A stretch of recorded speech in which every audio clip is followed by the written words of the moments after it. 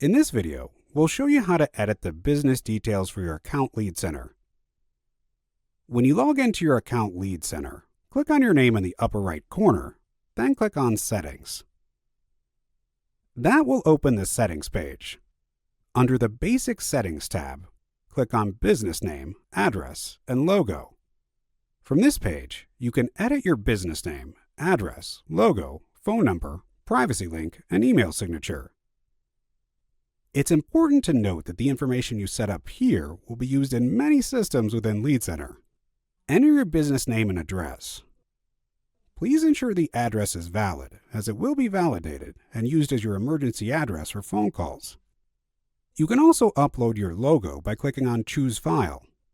Select the logo you want to upload. Then enter your phone number. It must be a valid number. And add the link to your privacy policy page on your website. Finally, you can set up your email signature. This is a shared email signature that can be inserted into emails while editing in LeadCenter. Once you've completed all the fields, click Save. Now all of your business details are updated in your LeadCenter account. Thank you.